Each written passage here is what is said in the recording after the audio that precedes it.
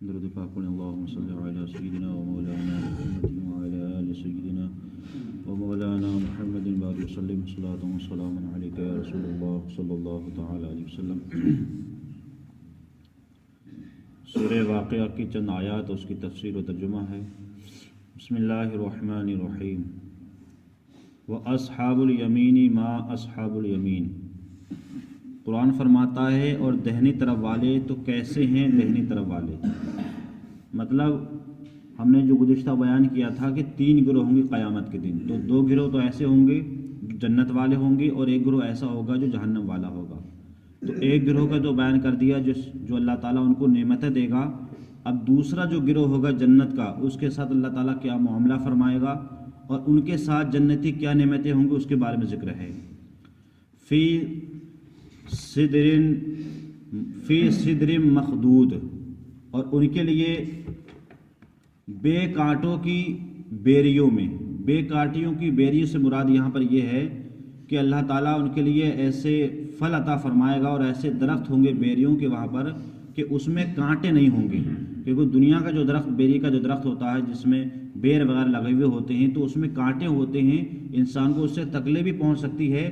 لیکن جنت کے اندر جو بیر کے درخت ایسے ہوں گے، وہ ایسے ہوں گے کہ اس میں کانٹے نہیں ہوں گے، بغیر کانٹوں کا وہ درخت ہوگا، اور وہ ایسے ہوں گے کہ جڑ سے لے کر کے اور شاخ تک اون تک پھل ہی پھل ہوں گے، کیونکہ دنیا کے اندر درخت ہوتے ہیں صرف شاخوں پھل ہوتے ہیں، لیکن جنت کا جو درخت ہوگا وہ ایسا ہوگا کہ اس کی جڑ سے لے کر کے اور اس کی پھلچی تک پھل ہی پھل لگے ہوئے ہوں گے۔ وَطَلْعٍ مَّمْدُودٍ، اور کیلے کے گچھوں میں، مطلب پورے گچھے اس میں لٹکے ہوئے ہوں گے۔ وَظِلٍّ مَّمْدُودٍ، اور ہمیشہ کے سائے میں، مطلب جنت کے اندر جو ہمیشہ سایہ ہوگا، انسان وہاں کبھی پریشان نہیں رہے گا کہ دھوپ بہت تیز لگ رہی ہے، تپش بہت تیز ہے، آج گرمی ہے، پسینہ آ رہا ہے، یہ چیزیں نہیں ہوں گی، وہاں ہمیشہ سایہ ہوگا، سکون ہوگا، اطمینان ہوگا، آرام ہوگا۔ وَمَاءٍ مَّکْصُوبٍ، اور ہمیشہ جاری پانی میں، مطلب وہاں ہمیشہ نہریں بہیں گی، کبھی خشک نہیں ہوں گی۔ دنیا کی نہریں، ندیاں، نالے کبھی خشک ہو جاتے ہیں، لیکن جنت کے اندر اللہ نے جو ندیاں یا جو نہریں بہائی ہیں، چاہے وہ شراب کی ہو، چاہے وہ شہد کی ہو، چاہے وہ پانی کی ہو، دودھ کی ہو، وہ ہمیشہ جاری رہے گی۔ جنتی جب چاہے گا اس سے پی بھی سکتا ہے اور اس سے سرفراز بھی ہو سکتا ہے۔ وَفَاكِهَةٍ كَثِيرًا، اور بہت سے میووں میں، دنیا کے اندر تو کچھ قسم کے میوے ہیں، لیکن جنت کے اندر جو میوے ہوں گے وہ بہت میوے ہوں گے جس کی کوئی شمار نہیں ہوگی، اور ہر کوالٹی کا وہاں میوہ ہوگا۔ لا مقطوعۃ ولا ممنوعہ، جو نہ ختم ہوں گے اور نہ روکے جائیں گے۔ ختم ہونے سے مراد کیا ہے؟ دنیا کے اندر کوئی پھل آتا ہے، مثال کے طور پر کسی کا موسم آیا تو وہ موسم میں ہی پھل ملتا ہے، اس کے بعد اس کا ملنا بڑا مشکل مل جاتا ہے، یا وہ کبھی ختم ہو جاتا ہے، یا کبھی روک دیے جاتے ہیں کہ اب نہیں مل رہے ہیں۔ لیکن جنت کے اندر اللہ تعالیٰ جو سسٹم پیدا فرمائے گا، وہ پھل ایسے ہوں گے جو کبھی ختم ہی نہیں ہوں گے اور نہ کبھی روکے جائیں، مطلب نہیں اب پھل ختم ہو گئے اب نہیں، ایسا کچھ نہیں ہے۔ دنیا کے اندر کبھی ہوتا ہے کہ چیز ختم ہو جاتی ہے، اب نہیں مل پائے گی، بعد میں ملے گی، لیکن جنت کے اندر اللہ تعالیٰ ایسے انتظامات فرمائے گا کہ وہاں کوئی چیز نہ ختم ہوگی اور نہ کبھی آپ سے روکی جائے گی۔ وَفُرُشٍ مَرْفُوعَةٍ، اور بلند بچھونے میں ہوں گے۔ اِنَّا أَنشَأْنَاهُنَّ إِنشَاءً، بے شک ہم نے ان عورتوں کو اچھی اٹھایا۔ فَجَعَلْنَاهُنَّ أَبْكَارًا، تو انہیں بنایا کنواریاں اپنے شوہر پر پیاریاں، اور انہیں پیار دلاتیاں ایک عمر والیاں۔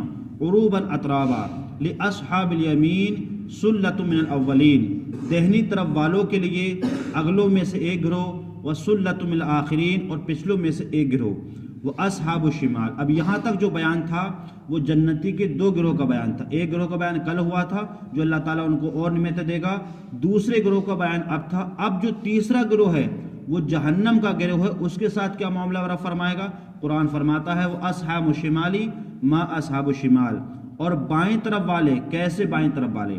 بائیں طرف والے وہ لوگ ہوں گے کہ جن کے نامہ اعمال ان کے بائیں ہاتھ میں دی جائیں گے، اور یہ بائیں ہاتھ والے وہ ہوں گے کہ جو جہنمی ہوں گے۔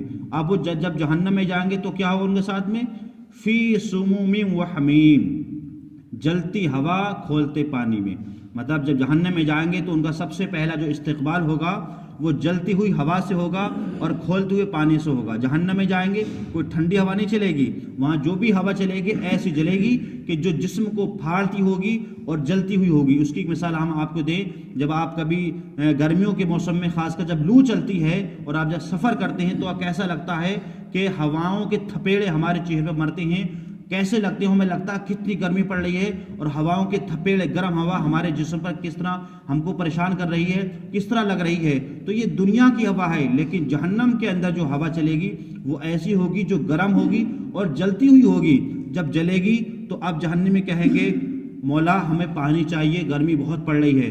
تو قرآن فرماتا وہ حمیم، اب انہیں جو پانی دیا جائے گا وہ کوئی سرد یا ٹھنڈا پانی نہیں دیا جائے گا، انہیں کھولتا ہوا پانی دیا جائے گا جس کو وہ پئیں گے۔ اس کے بعد کیا ہوگا، وَظَلٍّ مَّن يَحْمُومٌ، اور جلتے ہوئے دھوؤں کے چھاؤں میں ہوں گے۔